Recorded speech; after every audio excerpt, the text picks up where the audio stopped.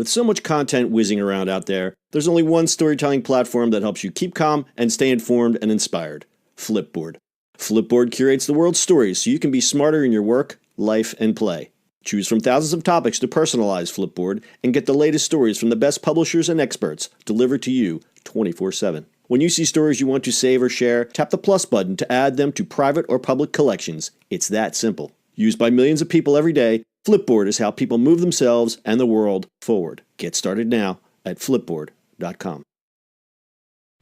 It's the E-Commerce Minute, your daily dose of e-commerce, tech, and retail news, with your hosts Bart Mraz and John Suter. The E-Commerce Minute is a production of Sumo Heavy, a digital commerce consulting firm in Brooklyn, New York, and Philadelphia. Find us on the web at sumoheavy.com. It's E-Commerce Minute, episode 227. In today's episode, Trader Joe's has a podcast. If you're a Trader Joe's fan, you're most likely obsessed with the selection, assortment, and overall vibe of the national grocery chain. Well, TJ fans have another way to get their fix of their favorite store. Trader Joe's has released a limited series podcast called Inside Trader Joe's. Trader Joe's marketing director Tara Miller and her colleague Matt Sloan, vice president of marketing product, are the show hosts. They promise the show will not be one long ad, but instead we'll dive into some of the burning questions that TJ Loyal have asked over the years, like the day-to-day store operations, how they pick their products, and how some didn't make the mark. Anyone up for some chunky canned pilchard fish? And why on earth they sell individual bananas. It also answers questions like what's up with the parking lots, whether or not the retailer plans to sell products online, or what it takes to get a Trader Joe's in your neighborhood. Sadly, the series is only 5 episodes long, but Trader Joe's spokesman Kenya Freed Daniels told LAMag.com, "We have many more stories to tell and also want to make sure we are covering topics of importance to our customers right now, so we'll be working on it." Podcasting is enjoying a wave of popularity right now. Brands like TJ's are learning to capitalize on it by putting out shows of their own and communicating to their customers in a fun and interesting way. Consumers also enjoy getting a peek behind the curtain of their favorite brands, just as long as it doesn't come off as one long commercial. Inside Trader Joe's is available on the company's website, through Apple Podcasts, or on your favorite podcast player. We will post a link in show notes. Okay, they're trying to capitalize on the podcast thing, but wouldn't a video be better? Okay, so here's the reasoning. I didn't include this in the article, but they talk about their consumer. Their consumer is more affluent, and more likely to be captured via audio than video. There were some stats reflected: 35% of podcast consumers generate a 6-figure income or higher, while more than 60% of monthly listeners have a 4-year college degree. So they're talking about their customers obviously are on the higher end. So they felt that was the best way to, I mean, besides the fact that they're cashing in on the podcast craze, they felt that that's where their consumers are. Yeah. I mean, podcast obviously has like a huge thing. We do one. Right. Exactly. But we also been around podcasting since it pretty much started. So there's that other side of it. It just became bigger and bigger, which is great. Was it 73 million Americans are over 73 million Americans over the age of 12 report they listened to a podcast in the last month. That's crazy. That's crazy. Let's talk about podcasting in general for a second. Yes, it is the trend. It's the wave. We're starting to see some consolidation.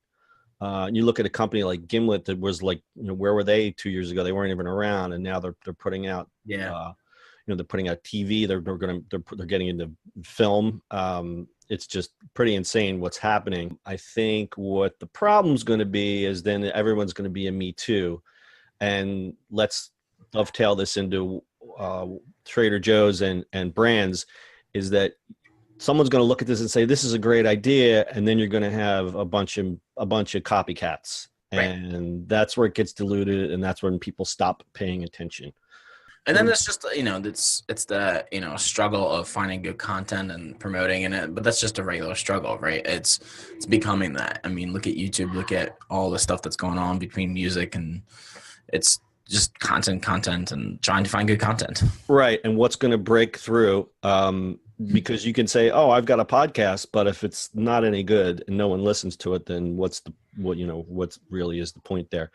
And the fear is that you're going to see all of these brands put out these subpar podcasts. Now, Trader Joe's, I think, is a special example because they're unique in a lot of different ways. They have a unique culture, their brand, and everything from their branding, their product line. I mean, it's just a unique story. So I think it fits well.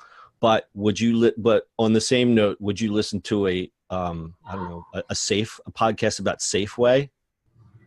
I mean, unless you were deep in the grocery business, you probably wouldn't. You know? Because Trader Joe's has, they have the cult following. Yeah, no, they do. I mean, it's kind of like, I guess Whole Foods could do it too. Yeah, okay. Whole Foods is on par with a Trader Joe's, but let's take it a step further. Would you listen to a podcast about, Kroger? Well, it's the Kroger podcast. Maybe. Maybe. Well, like I said, if you're in grocery business, you probably would. All right, so some fun facts that were revealed in the podcast. Some of the Trader Joe's stores used to be carpeted. Ugh. That's weird. One weirdo employee admits owning 40 Hawaiian shirts because the people in Trader Joe's wear Hawaiian shirts.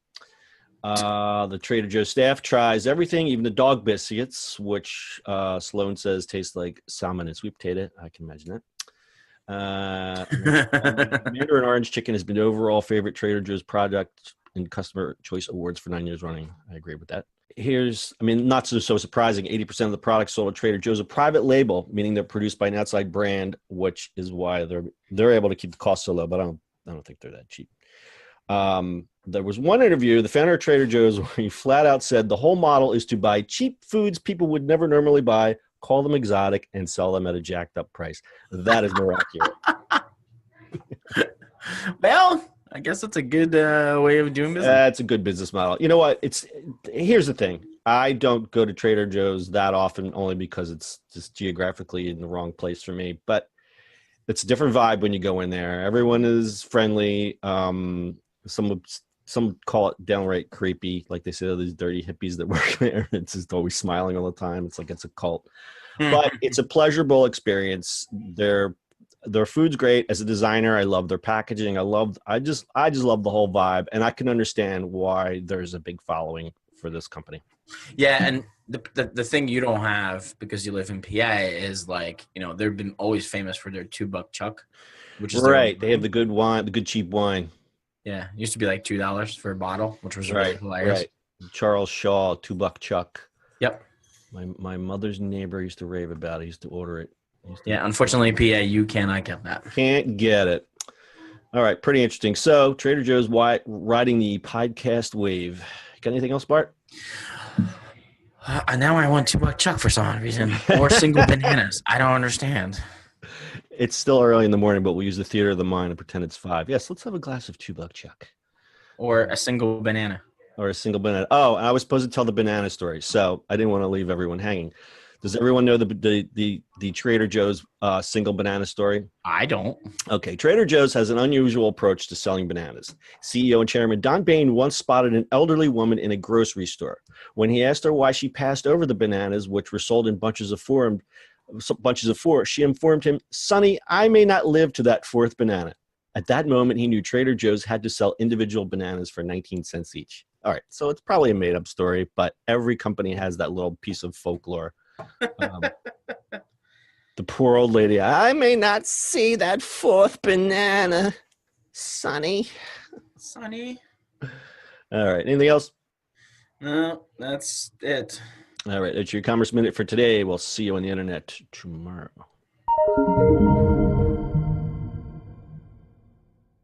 That's it for today's show. If you like the show, do us a favor and subscribe, or leave us a review on iTunes. And don't forget, you can now listen to the e-commerce minute on your Amazon device. Just add e-commerce minute to your flash briefing. And finally, if you have a comment or suggestion, or just want to say hi, find us on social media at Sumo Heavy.